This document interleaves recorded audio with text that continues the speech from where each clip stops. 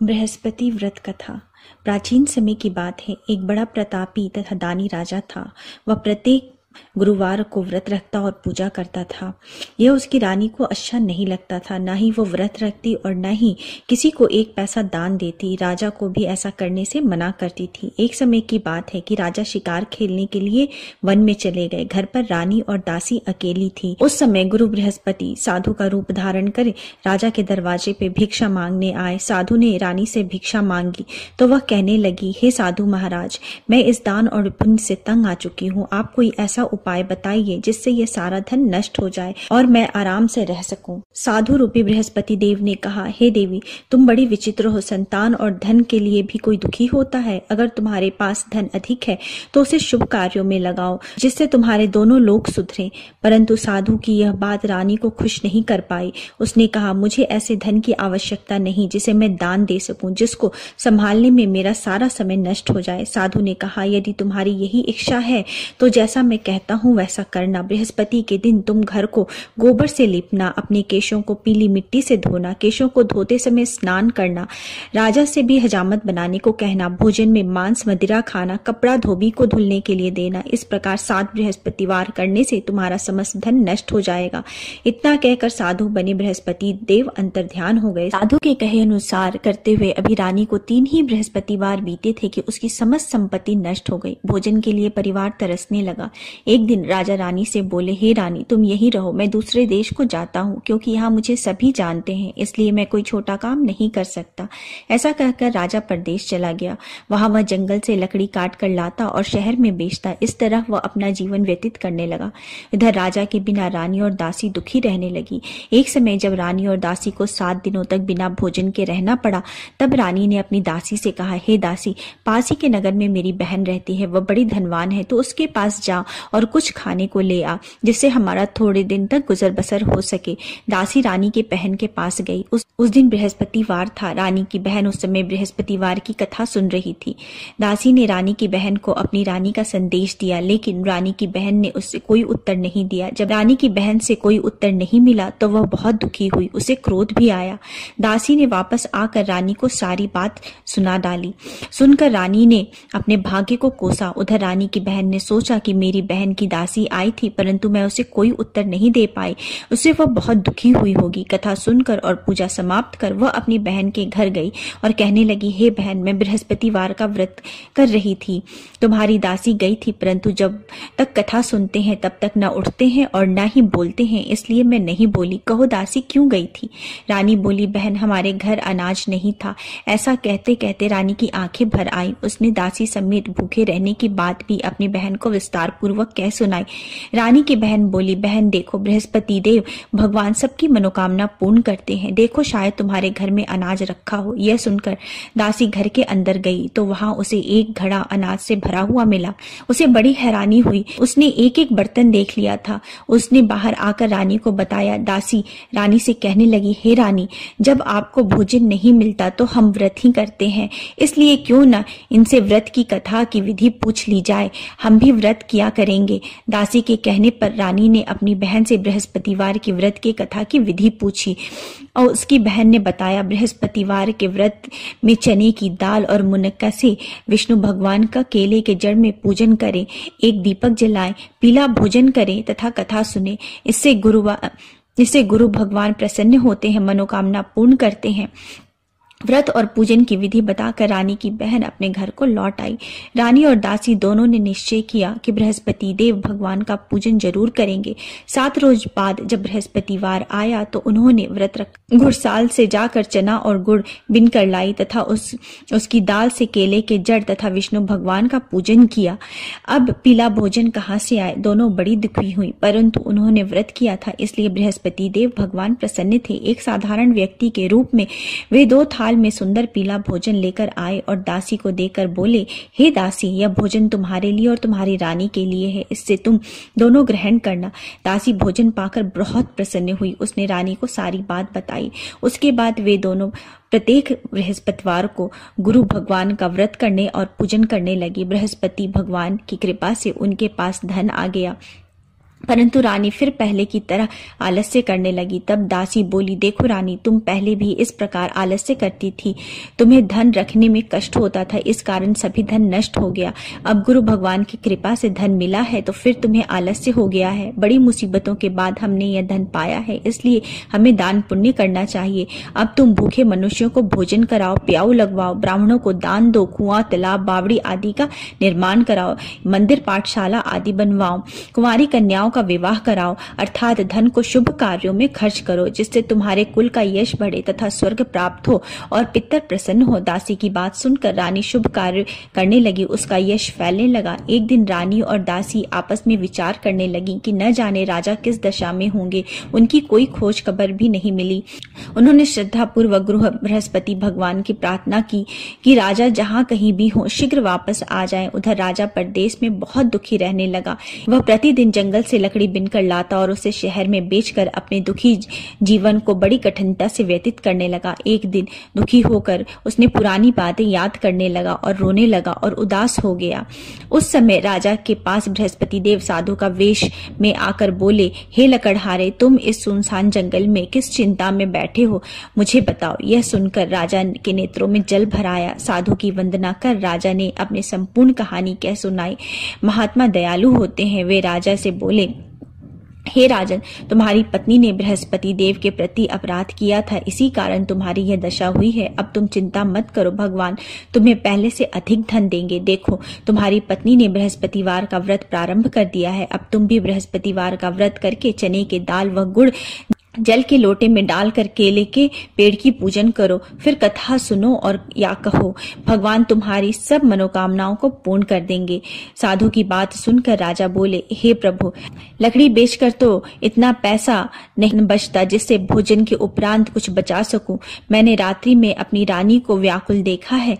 मेरे पास कोई साधन नहीं है जिससे उसका समाचार पा सकूं। फिर मैं कौन सी कहानी कहूं, यह भी मुझको मालूम नहीं। साधु ने कहा, हे राजन, मन में बृहस्पति भगवान के पूजन व्रत का निश्चय करो, वे स्वयं तुम्हारे लिए कोई राह बना देंगे। बृहस्पतिवार के दिन तुम रोजाना की तरह लकड़ियां लेकर शहर जाना। तुम्हें रोज से दुगुना धन मिलेगा, जिससे तुम भली भांति भोजन कर लोगे तथा बृहस्पतिवार की पूजा का सामान भी ला सकोगे।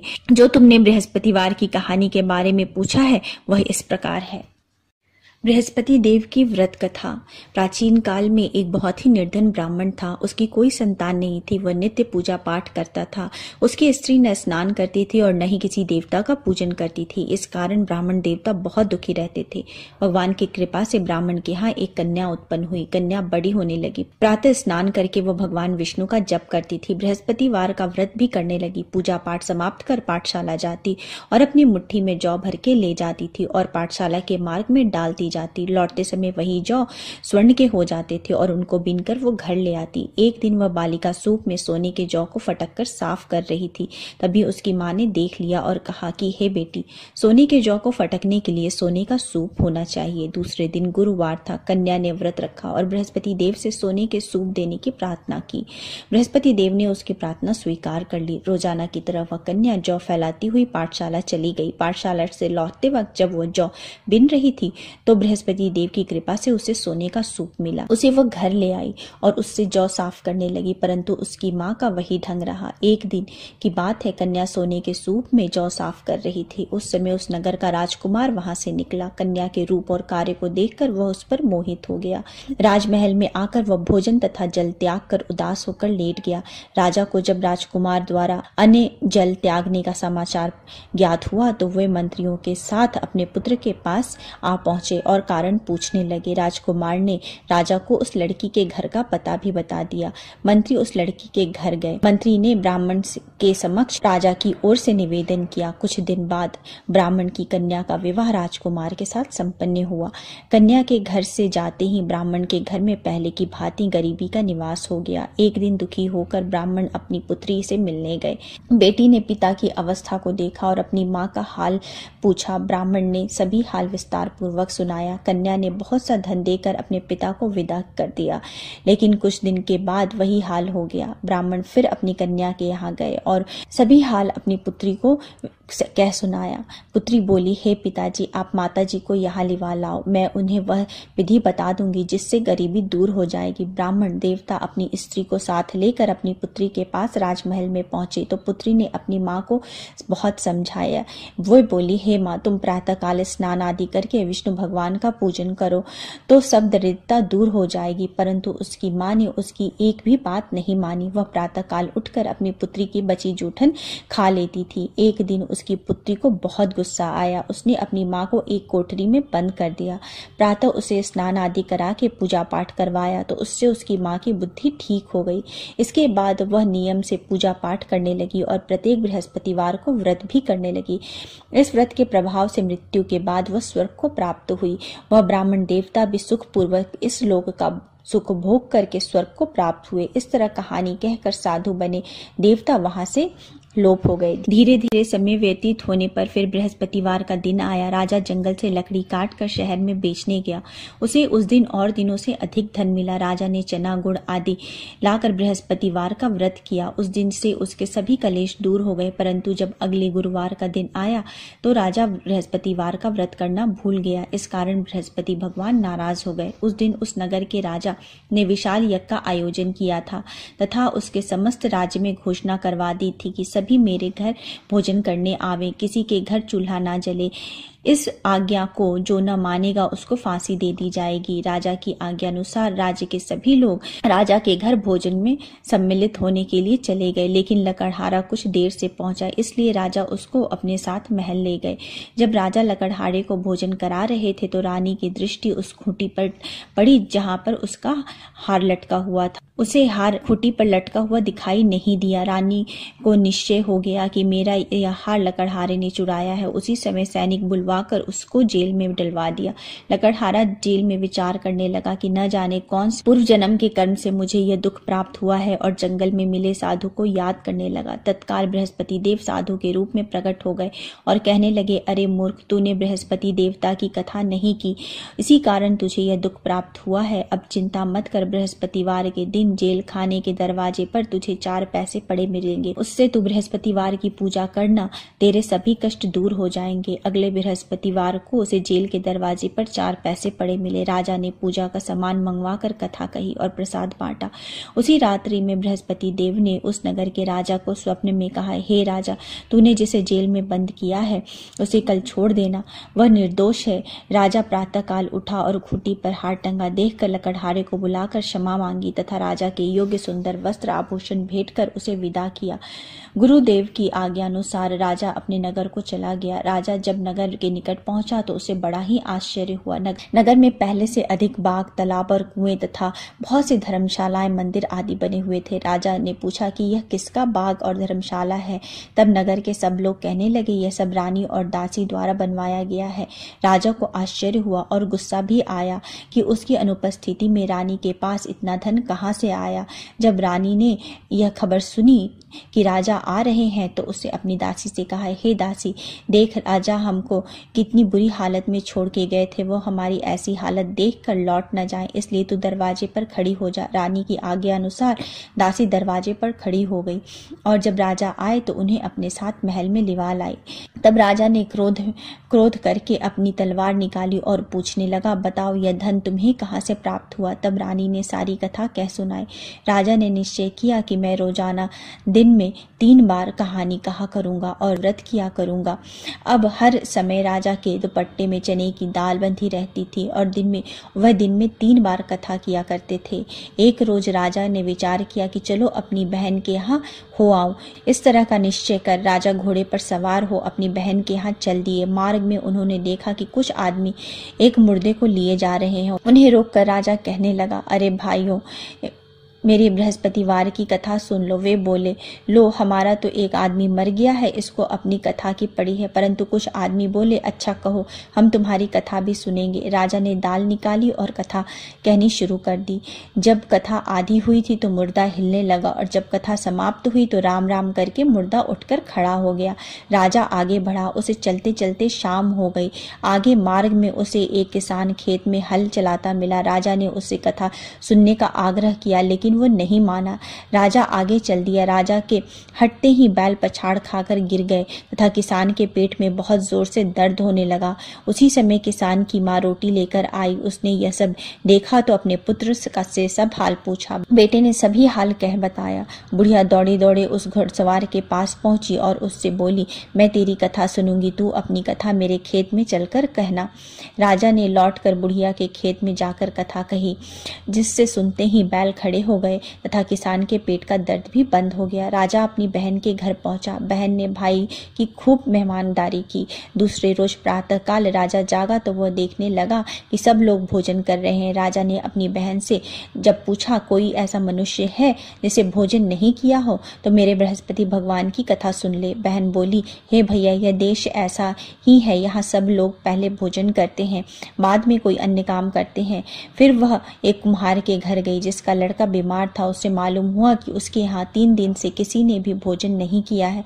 रानी ने अपने भाई की कथा सुनने के लिए कुम्हार को कहा। वह तैयार हो गया। राजा ने जाकर बृहस्पतिवार की कथा कही, जिससे सुनकर उसका लड़का ठीक हो गया। अब तो राजा की प्रशंसा होने लगी। एक दिन राजा ने अपनी बहन से कहा, हे बहन, मैं अब अपने घर को जाऊंगा, तुम भी तैयार हो जाओ। राजा की बहन ने अपनी सास से अपने भाई के घर जाने की आज्ञा मांगी। सास बोली, हाँ चली जा, मगर अपने लड़के को मत ले जाना, क्योंकि तेरा भाई के कोई संतान नहीं है। बहन ने अपने भाई से कहा, हे भैया, मैं तो चलूंगी, परंतु बालक नहीं जाएगा। अपने बहन को भी छोड़कर दुखी मन से राजा अपने नगर को वापस लौट आया। राजा ने अपनी रानी से सारी कथा कह सुनाई। बिना भोजन किए वह शैया पर लेट गया। रानी बोली, हे प्रभु, बृहस्पति देव ने हमें सब कुछ दिया है, वे हमें संतान भी अवश्य देंगे। उसी रात बृहस्पति देव ने राजा को स्वप्न में कहा, हे राजा, उठ, सभी सोच त्याग दे, तेरी रानी गर्भवती है। राजा ने यह जानकर बड़ी खुशी हुई। 9वें महीने रानी के गर्भ से एक सुंदर पुत्र पैदा हुआ। तब राजा ने बोला, हे रानी, स्त्री बिना भोजन के रह सकती है, परंतु बिना कहे नहीं रह सकती। जब मेरी बहन आए तो तुम उससे कुछ मत कहना। रानी ने हाँ कर दी।